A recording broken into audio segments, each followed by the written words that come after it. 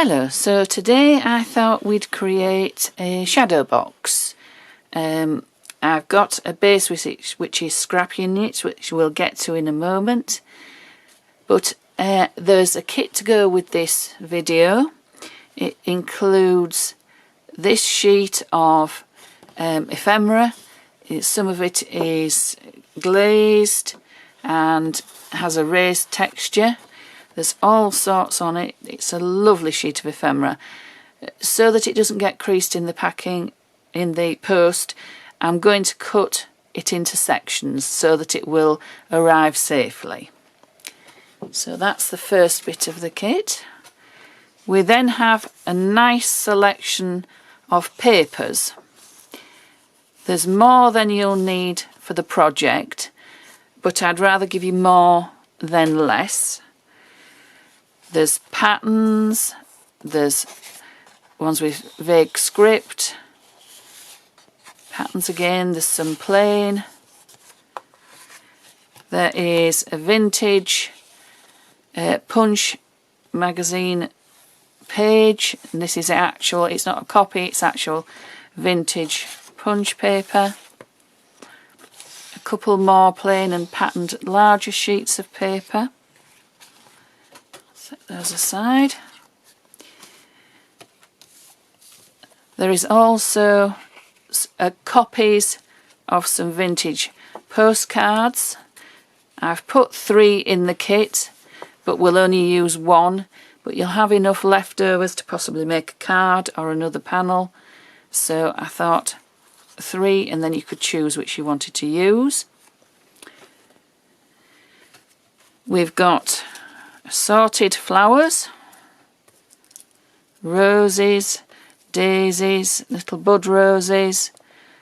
There is a lace flower. I've taken this one to pieces, but it comes with the leaves and the flower, but I'm going to, I think, take it to pieces, so it just comes undone quite easily. There's also a little butterfly, lace butterfly. Some mother of pearl vintage sequins. They aren't buttons because they're very, very thin, and they also only have 1 hole, so they are vintage sequins. A small piece of cheesecloth or gauze, so that's those. We have a sheet of Scrapiniec vine chipboard. It comes in this carrier sheet but comes out quite easily. We'll use some of that. And then this is the main shadow box. That over there for a moment. It has several pieces to it, but I will show you how it goes together. This is the front frame which goes at the front. That's the back panel. This is the piece that we will actually be working on. And then these pieces just slot in at the sides.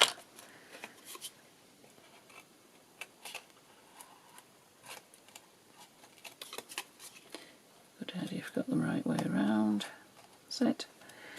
And then at the bottom and the top, they pop in quite easily, and then obviously you would glue them. I won't bother put that one on for now. And then this sits on the top, and then it has this nice filigree piece which glues on so that you cover up where the shadow box goes together, fits together. So that covers that up. So then you see you have a nice area to work in, nice and deep, so you can put as much dimension as you want in there. So I'll stop the video, get set up, and then we'll record how we're going to create this. So I'm just going to show you how to release the chipboard pieces from the carrier sheet. I've taken most of them out, but this leaf I haven't done yet. Now, I don't know if you'll be able to see or not, but there is a little tiny lug which attaches the leaf to the carrier sheet. The easiest way of finding out where these are is I pick a spot to start, usually the end of the stem, and I just travel my eye around the edge until I spot it. There's usually one on the small pieces and a couple on the large. And then all I do with a very sharp craft knife is just cut through the lug. That's what keeps it attached to the sheet. And then very carefully lift them out. They come out quite easily once you've cut through the lug, but you must cut them. Don't try and take them out without cutting that, or else they are delicate and they will break. I think I'm going to colour some of my, I'll just move that back board out of the way. I'm going to colour some of my leaves and the nice circular and L-shaped pieces, because I'll put these on in amongst the flowers and everything. But I aren't sure which colour I'm going to do yet. So I've got this, which is scrap, which is the carrier sheet for our nice chipboard. And I can experiment on here without actually committing to a colour on there. I think to go with our papers, let's get one of the papers to show you. This one's got most of the colours that are in the kit on it, so it's this nice almost turquoisey green and the beiges and a little bit of the browns. So I'll pop that there. I think sage green, vintage photo, and maybe a little bit of evergreen bough. These are distress oxides, but you can use distress inks, or any ink pad really will do. It doesn't matter. I use these makeup brushes quite a lot, but you can use a blending tool if you're very, very careful, or a sponge. If you're going to ink up the chipboard, be very, very careful because it is delicate, as I say. A brush is very easy because it doesn't give too much pressure. If you're using a sponge, do a dabbing action rather than a brushing action, because as you see, it might break the little bits off. So I'm using my brush because I found it easier. I'm just going to pick a little bit of this is bundled sage up, and I'm going to apply it on my chipboard just to see what sort of colour I get and if it's the colour I would like. So that's bundled sage.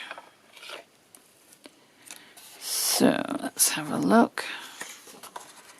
It's quite nice, but maybe not quite the right colour. We'll go to evergreen bough. I'll just get the bundled sage off my brush. I'll just do it onto some kitchen roll just to get rid of that. I'll pick up a little bit of the evergreen bough. Yeah, I think this is maybe going to be more the green that we'll want. So yeah, that tone's better. What I might do is mix the two. Go over with one. Yes, I think the mixture of the two. If I go over with one and then the other, I get a mixture of the colour, and I think it's just a bit softer than that, but not as pale as the bundled sage. On some of the pieces, the frame and everything, I may use vintage photo, so I'll experiment with that on here as well, just to see the effect. So just brushing on a little bit of vintage photo gives a nice vintage look. I could, if I wanted, put it over the top of my evergreen bough or my mixed colours, and that just softens it and gives it more of a vintage sort of colour. So I actually like that, so I think I'll possibly go with that. But I'll set this aside and keep it so it gives me a reference point for when I am actually making the project and decide what colour I want my chipboard to be. So I'll set up for the next stage and guide you through cutting the paper and the composition. So we're back and I've cut some of my layers. A good tip is to keep the top frame handy and just keep popping it on so that you can see how it looks as a finished composition, because it does look completely different than it does when it's just on the plain base. I've got my girl and I've decided I want to pop her onto a brown sort of layer to make her sort of stand out a little bit, but not as much as she would if she was just on the green layer. I think that softens it a little bit. I've then popped that onto another slightly bigger layer, just so it gives it a little bit of a frame. So I'll set that aside. The base layers, I decided I wanted a green background. So this is off one of the largest sheets of paper. I am going to distress all the edges, which I'll show you how to do.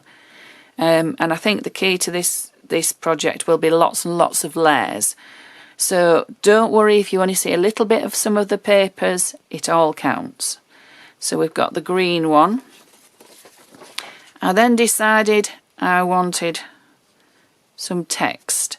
So this is the vintage punch page, and I've cut it so that it's just slightly smaller again than the base layer, so it gives a frame. I then decided I wanted some more green, so I'm just going to, I cut that one so that it was just showing a little bit of the text, more at one side than the others, but I wanted the punch showing and the number. But then I've got this other floral one, which I think will just overlay on the top of there. We've got little bits where the text is showing, but I do like that. And then I think our girl will possibly just pop there.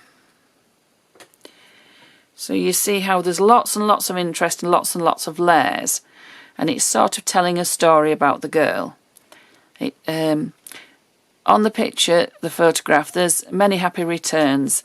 I don't mind that being there. You could cut it off if it distracted you, but I thought this would be a nice gift for somebody for a birthday. So it's got many happy returns, but also they could keep it on show all year round, and it isn't too distracting. To distress the layers, all I do, I don't think I'm going to do my photograph. I think it would be too much. I get hold of my paper or card. I do have a distressing tool, but I tend to use my scissors because they're always on hand. And I just put the blade of my scissors to the edge of my paper and just run it down. Do it gently to set off with, and then you can keep building it up so it's more and more distressed. You might occasionally cut into your card. That just gives it more distressed look, so don't worry about that. That's lightly distressed it. If I wanted it more distressed, just keep going back over the same areas and it gets more and more distressed.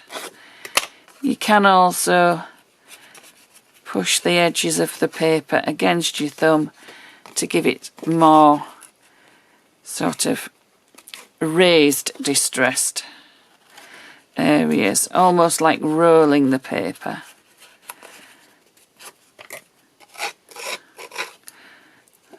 So that it looks really, really distressed. You can roll the corners like this. Just be careful what's on the back. If it's a really garish modern pattern on the back, be careful when you're doing this. So I'm going to go ahead and do all the layers like that, and then we'll come back and see where we go from there. So I've distressed all the edges of all my papers, and I'm going to attach them. Now the base layer, which is this green one that I chose, I've distressed the edges, but I've also added just a little bit of vintage photo distressing round the edges, just to make it look a little bit more vintage and old. Just very, very gently, not very much. Some of the layers I'm going to attach with PVA glue because I want those flat. Some I'm going to use foam tape. My base layer I'm going to use PVA glue. Bear in mind you don't need to flood everything with a massive amount of PVA glue because it's quite strong. You just need a little bit. I'm going fairly well towards the edges. And I'm just going to go just fairly central.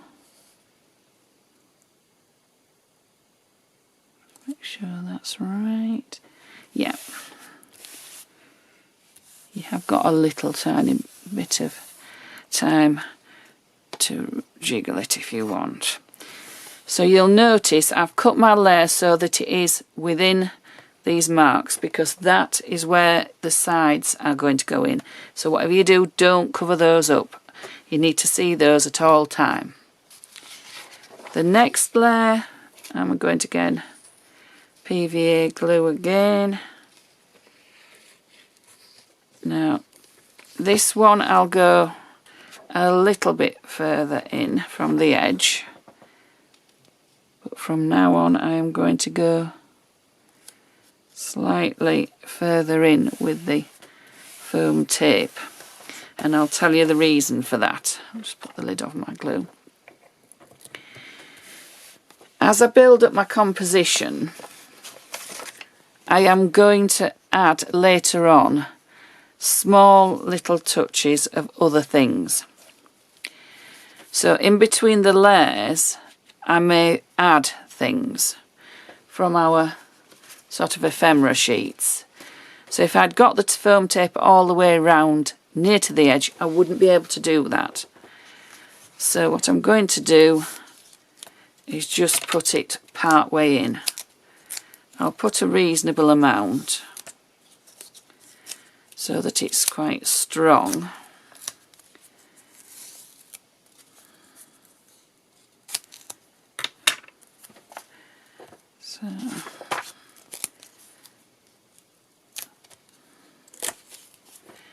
So I'm going to go, I'll do 3 strips, but as you see I aren't going right to the edge because then later I can actually add other things between the layers.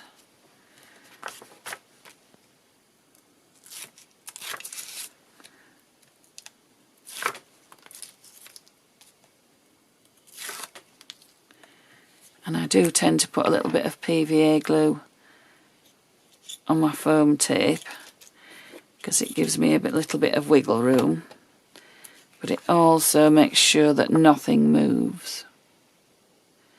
So I've got a little bit of text at one side showing, And I've got the title up there still showing, and the date. There we are. And you can see, because I've distressed the edges and curled them a bit, it gives it more dimension. This one I'm going to go here, and again I think I'm going to use foam tape. But again I'll just come in from the sides a little bit.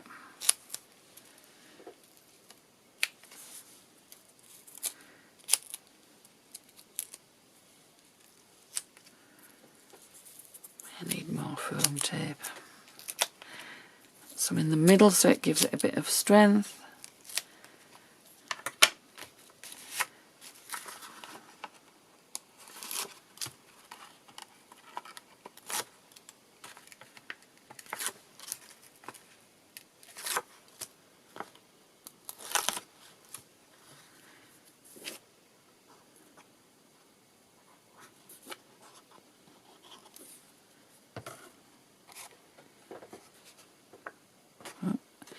The right way around so the flowers are going the right way around. There we are. So you see we're getting dimension, but we've got room to add little bits if we want to. I think I might put my girl on foam tape, but I think I might have those two flat. We'll see.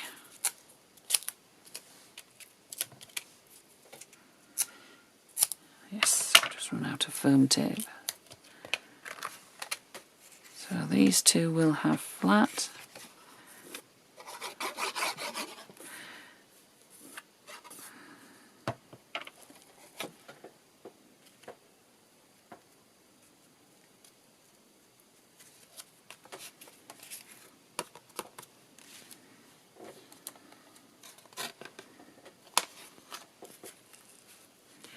Going to go up there with that.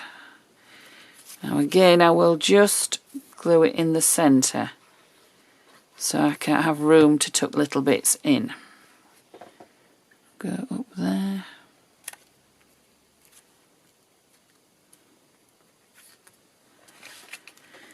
Let's get my frame and see how it's working.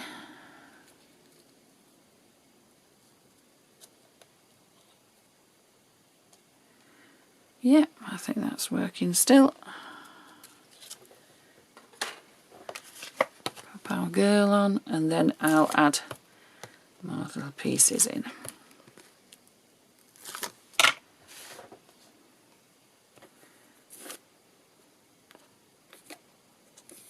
I haven't distressed the edges of my photograph because I thought it didn't need it.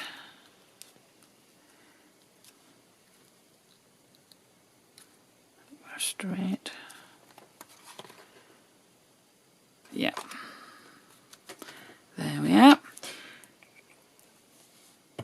So that's our composition of the photograph and the backing papers. I've left plenty of room with just little areas I can add for ephemera in and flowers. So I'll think about my composition and then we'll go to the next stage. So I've laid out my frame. I've just popped the frame on so I can see what it looks like with my elements on. I've fussy cut some little bits and pieces just to tuck in between the layers.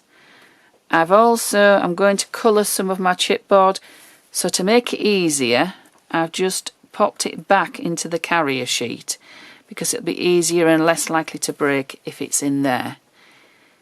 So I'm going to use my evergreen bough just lightly because these are leaves. I like them to look a little like leaves, so I'm just going to put a little bit of that on, and then I'll do some bundled sage and a little bit of vintage photo so it just mixes the colours.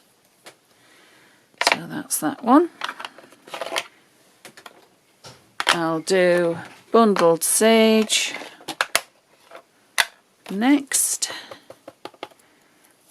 just to soften it down a little. And there'll be areas that'll pick up more of one colour than another, but that's fine. So that's my bundled sage, and then I'll just do a little bit of my vintage photo just to dull it down a bit and make it more vintage looking. It adds a browny tone to the greens then, which is a little bit vintage, because you don't have to use your inks just as standalone colours. You can mix them if you add a little bit of vintage photo. So that's that. We'll take those off and see what they look like. And because they've been cut out before, they'll come out quite easily. And it is quite subtle, but I don't want strong colours. Come on, go through.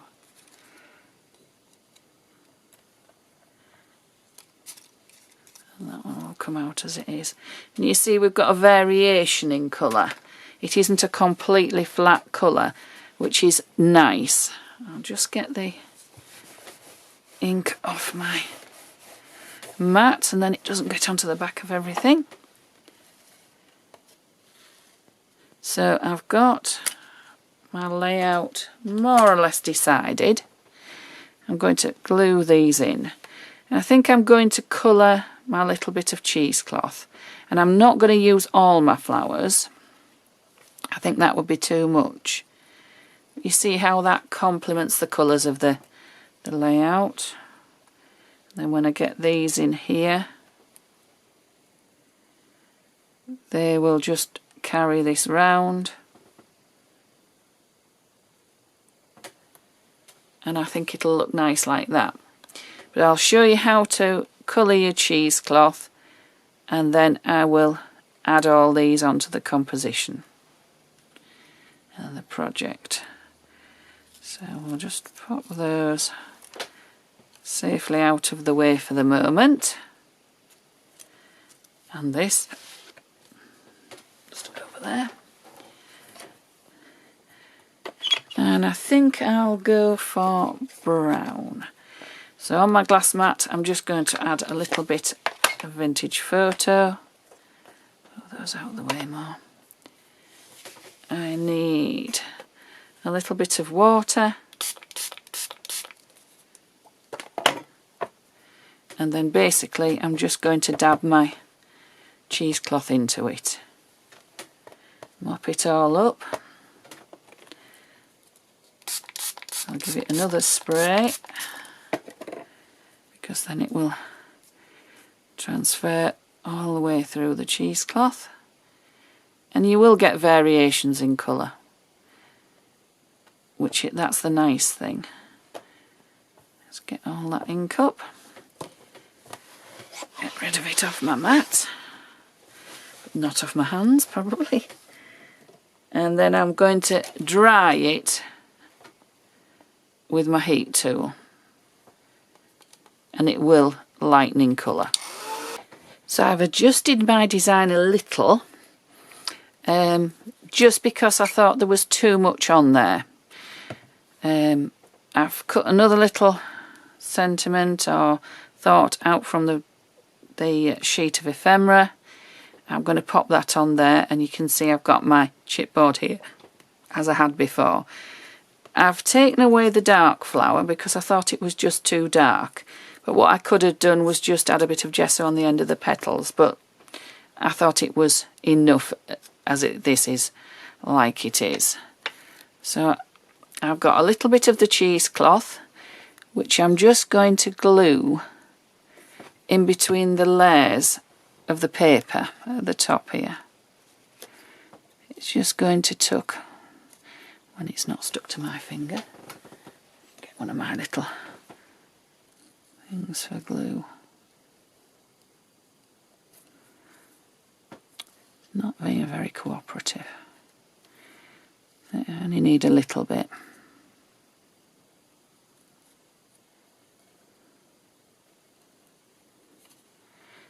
just going to come down there and along there a little. I could add a little tiny bit of glue there just to hold it. And then I'm going to pop one of my daisies, just with a bit of glue on the back, up there. That just gives a bit of interest up at that corner. This is some of the ephemera. I'm just going to attach that with glue on the back as well. And again, I'm tucking it between the layers. I'll have it that way. But just be careful that you don't go past the edge of your first paper, or else your frame won't fit on. This one, again, let's see, where did we go? I think we had it under that one.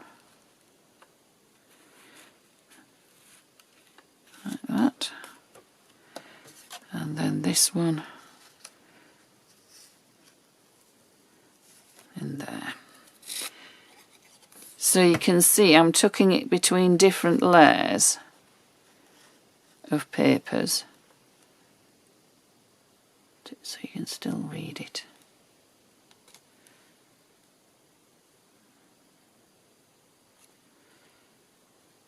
There we are. I'll pop those on later. I think I may use heavy gel medium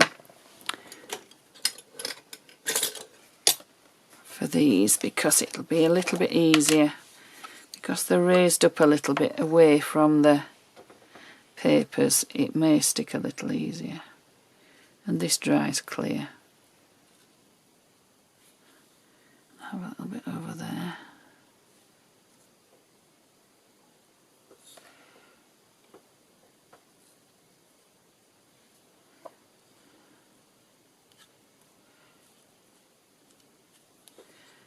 Right. Have my two flowers.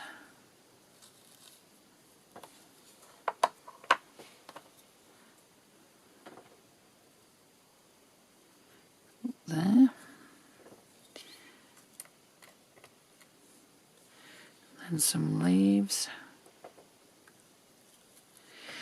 With using the heavy gel medium, you also have a little bit of time to move things about. It isn't such an instant grab as the PVA or anything else, so you can move things around a little. I'm grouping my flowers here, and I'm reinforcing the focal point that's here by just putting the leaves sort of in a group round and about, like that. Then this up here.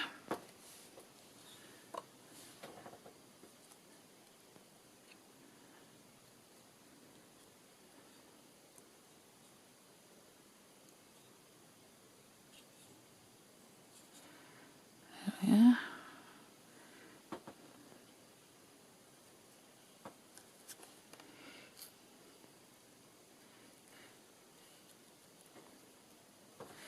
That's that. What I might do is put my frame on so I can see if I can still read this sentiment. So all you do is line the holes up. Obviously this will be above all this. So there. Yeah, that'll be fine still. Come on, stick down. I just moved it a little bit. And this will stick on with PVA. I know we keep swapping between adhesives, but it's horses for courses. Looks like I need to brown the edges of that. I haven't inked the edges and the white edges are showing. Should have done that before. Whenever you cut any ephemera out, always ink the edges. You sometimes think it doesn't matter, but it does because it shows white edges later. So that's our composition, I think, completed, more or less. So the next step will be to put the frame together, ink it up and put it together.